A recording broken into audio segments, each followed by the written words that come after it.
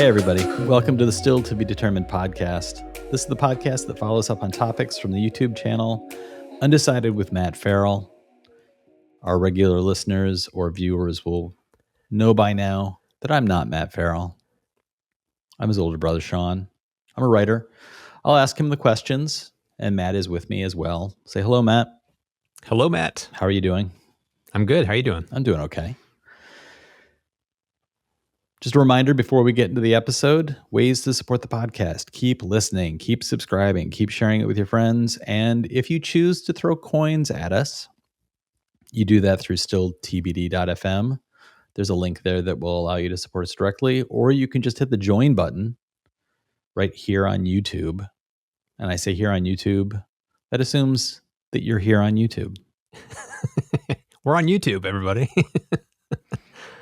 Today, we're going to be talking about Matt's most recent episode, Energy Storage Breakthrough, Solid Hydrogen Explained. This episode aired on November 9th, 2021. We're within an arm's reach of the end of the year, almost 2022. Where does the time go? Time is a flat circle. Time has no meaning anymore. No, it doesn't. And I say all of that as a lead in to what is really the sort of like big picture topic around all of this, that my brain has melted. Yes. Well, this makes my brain melt too. Yeah, so. this is a big one. There were a number of comments that were basically straight up saying like, this is bull. Yeah. People arguing with some key points that you brought up in the video, saying like, this is impossible. This doesn't happen. Mm-hmm. Like hydrogen coming out of smokestacks. Okay. Yeah, I could have clarified that better, but yes. Hydrogen coming out of smokestacks. Lie. Positively charged hydrogen atom. Lie. I don't know that I'm going to yell liar at you. Mm-hmm. I'm not going to cue up the Henry Rollins song, although I do recommend it to all of our listeners and our viewers on YouTube. Go to YouTube, Google Henry Rollins liar, yes, and then sit back and enjoy. Yes. Some of those issues, did you see any common threads that you were like, oh, I'd like to address that? One of the common threads is the smokestacks. It doesn't come out of there. It's like, the way it was worded was very vague and it left it open to interpretation. But hydrogen is actually produced, it's an off gas that can be produced through, natural gas drilling. It's comes from sewage treatment plants. So it's hydrogen. We just don't capture it. So it's like there's areas where we're producing it and it's just escaping and we're not capturing it. Right. So it's like you put a system like this in place and we can capture it in those situations. So that's what that statement was about. But it was so vague, it left it open to interpretation. So that's bad on me as a communicator. I did not do a good job communicating it. People were interpreting it as you're burning coal and you're getting hydrogen. It's like, no, that's not what I meant. So it's like poor choice of words. Right. The other side of the thread of people saying, this is impossible, scam, BS, ties right back to that video I made a few videos ago about the whole, you don't know what you don't know. And there's people that think they know certain things and they clearly don't because they're not in the area of research around solid hydrogen. There's plenty of studies on it, plenty of research papers. Some people were accusing me of not having done my research, and yet they didn't bother to look in the link in the description to my script, which has all the sourcing for everything that we pulled in. So it's like the research is there. And that's one of the things I wanted to bring up is that you are not basing, and this is something that I think the people who are detractors of yours in the comments don't recognize or maybe don't know. You are not basing your videos on Google searches and YouTube searches. You are going back to first sources as often as possible. Do you want to talk a little bit more about how that side of your research takes place? Well, it always starts with a Google search or YouTube search to find the topic of like, oh, that's an interesting topic. Maybe we dig into that. But when we dig into it, it's usually like, oh, we're finding these news articles. Well, it's like, what are these news articles referencing? We go to their references and kind of get back to the source and read the information from the sources about that are being cited to actually understand it for ourselves and to craft the story around it. So it's like we're not necessarily reporting the reporting. So it's not like second or third hand information. We're trying to go back to the source to find as much as we can to understand it, to communicate it clearly. And Right. in this video, I clearly did not communicate it clearly, which is on me again. Well, I think but it is on you, and I don't say that Yeah. to be funny. It is on, that is the role you've put yourself in of being a kind of filter where you are saying, like, here's some information, I'm going to provide it to you, and if there's a gap in understanding, perhaps it is something that sits with you. And I do agree that in some cases that does sit with you. But I would also say a big part of it for this one in particular, this seems so fictional. This is just absolutely bonkers to say, here's a thing that looks like a VCR tape. Well, it holds in that tape, it holds hydrogen. And if you shoot a laser at the VCR tape, it releases that hydrogen in a way that it can then be consumed and turned into energy.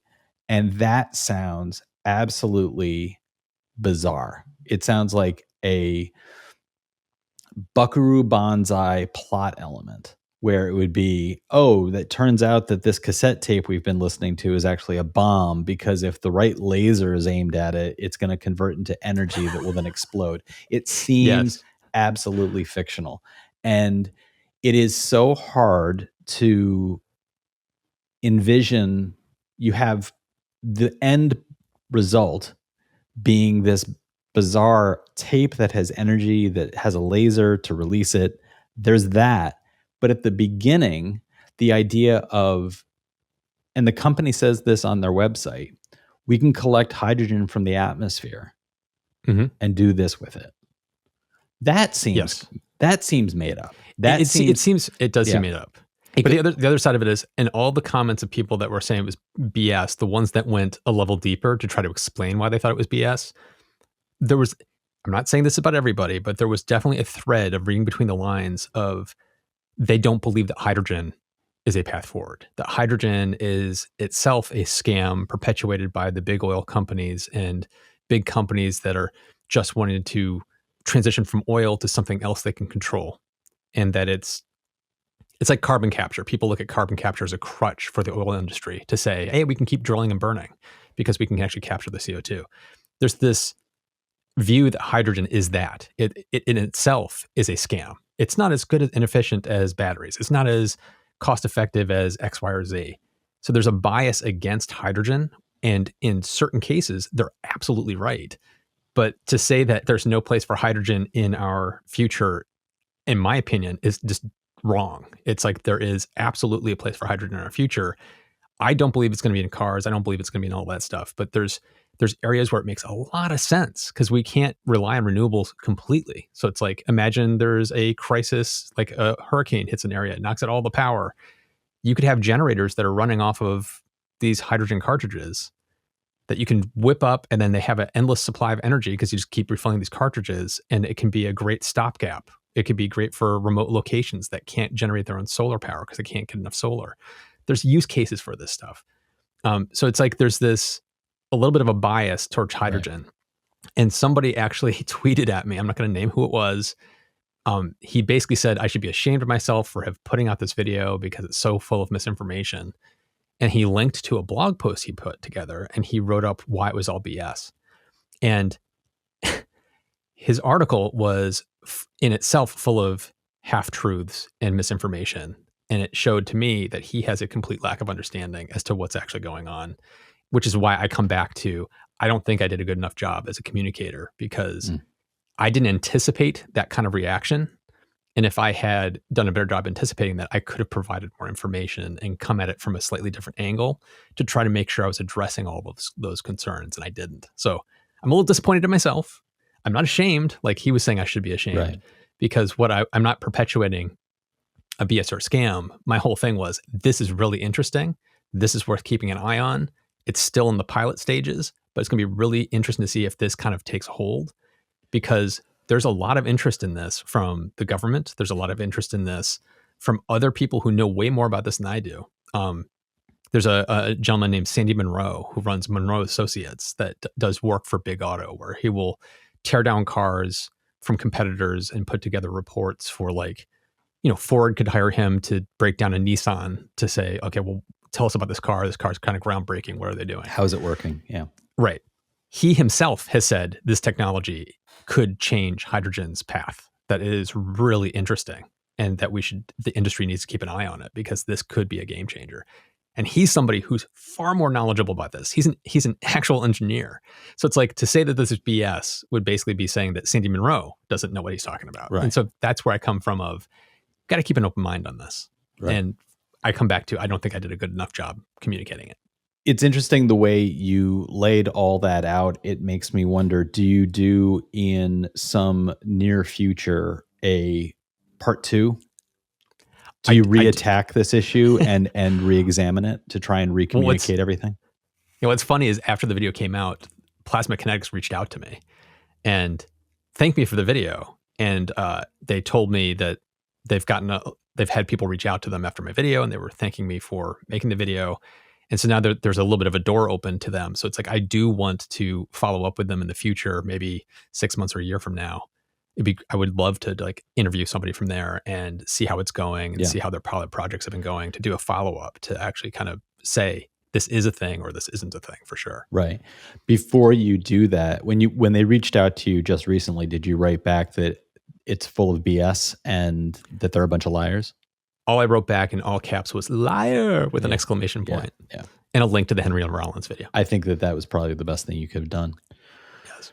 It's interesting the way you've referred to this a couple of times. It picks up on some of the comments that are the more the ones that leave the door open, the ones that still doubt the arguments being made, but actually leave the door open, like this one from Bashneer, who wrote, quote, "Based on the company's estimates, quote, is the most dangerous phrase in future technology, but it looks like something to keep an eye on." I thought, there you go, Bashneer, be skeptical, but it's like, give them time to prove it's true or not true. Right. We can't call it BS right now. There was also this from Nouveau Swiss, who wrote, "This set off all my BS jargon detectors, claiming everything from shape memory alloys to catalytic nanoparticles to nanostructured thin films to hydrogen capture. Nobody's venting hydrogen out of a smokestack. It's like someone just wrote down all the material science buzzwords to get money. If you dig into their patent, it's the same way." So Nouveau Swiss is clearly on the side of saying, like, this is not a thing. Mm-hmm.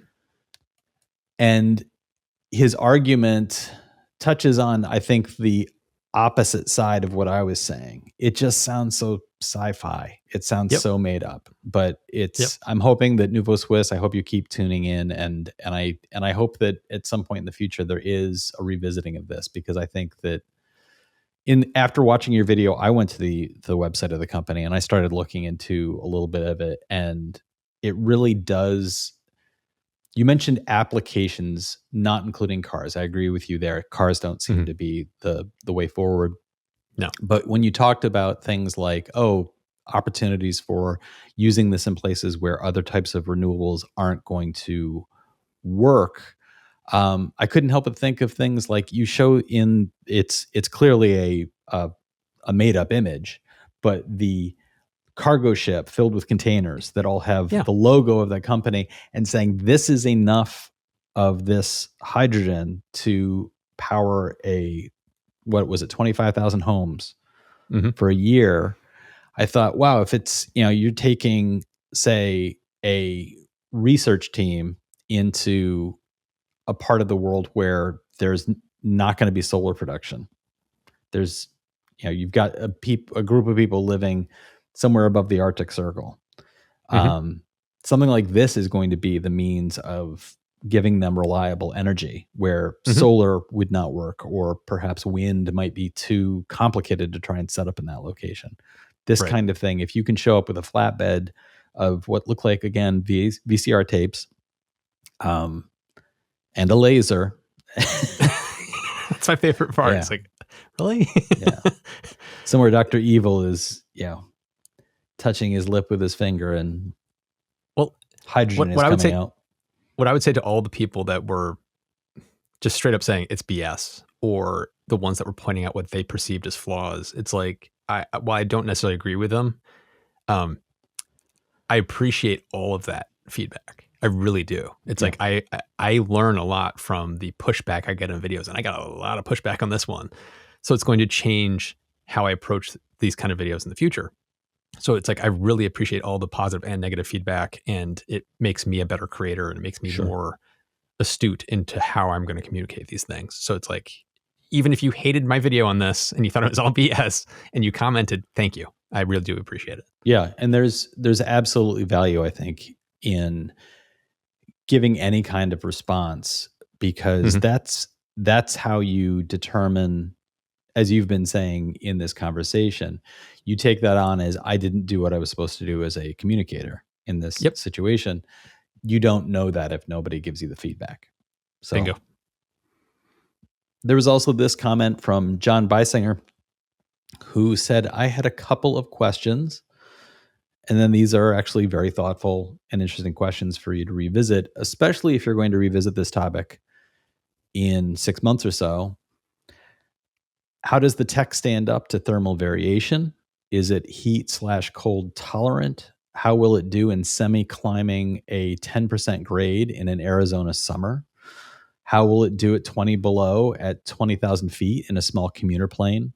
I have to imagine both absorption and release are sensitive to both, likely impacting parasitic losses. Like, does it have to be preheated in the cold, or the entire package kept cool in the heat? And how does it handle the usual vehicle safety concerns, fire, impact, penetration, moisture, etc.? I imagine that, taking all of the first questions that he lays out, those Mhm. are all interesting things that would likely be a conversation you would have if you ever have Oh, the yeah. opportunity to talk with the people who are producing this. As far as the last question, I think that's an interesting one that we could tackle right now, which is, how does it handle vehicle safety concerns, fire, impact, penetration, moisture? It looks to me like this wouldn't actually be impacted by most of those, would it? No, Yeah. no. That's the part that makes my brain break a little bit, Yeah. because it's hydrogen being stored in a solid form, and it's not like, you could literally store these in a convenience store because there's no risk of them exploding Right. and bursting into flames, Because the way the a way the tank of hydrogen laser, would. right, and the way the laser is releasing the hydrogen is due to the intense heat of the laser, but fire wouldn't reach Correct. that heat.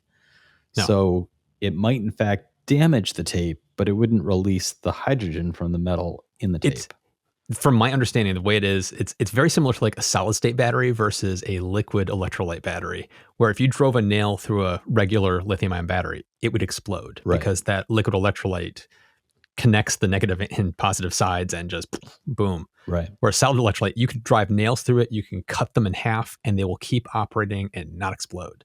So it's one of those, it's something similar to that, where it's because it's in solid state, you could cut the tape, you could break it, you could smash the container, and it's not going to burst. Right. You're not releasing hydrogen into the atmosphere. It's like, it's almost, it's not the right phrase, but it's almost like it's inert. It's like you don't have to worry about it. It's just, it's there. Right.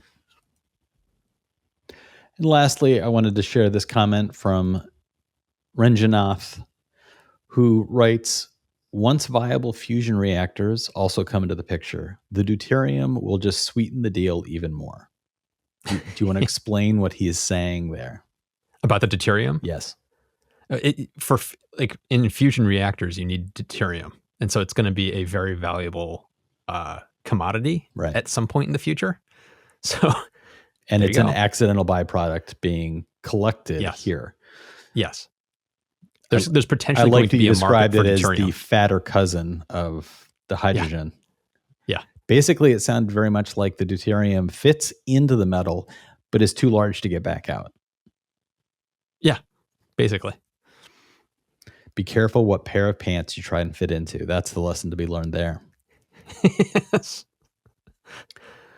So, listeners, what is your take on this as far as, would you revisit this topic? if Matt was to go back 6 months from now, have a conversation with people from this company, look at this maybe from another angle, and take another run at the subject, would you all be interested in checking it out? Let us know. You can find the contact information in the podcast description, or on YouTube, you can just scroll right beneath this video and leave a comment there. Don't forget, there are ways you can support the podcast. You can do it just by doing what you're doing right now, just listening, leaving comments, subscribing, sharing with your friends. All of that really helps. There's also stilltbd.fm where you can directly support us, or you can just hit the join button here on YouTube, and through that membership, provide direct support as well. Please do be sure to give us a rating, a review, and share us with your friends. All of that really does help the podcast. The podcast helps the channel helps Matthew, and then Matthew helps me get into these jeans. I'm the deuterium of the family. Thanks so much for listening, everybody. We'll talk to you next time.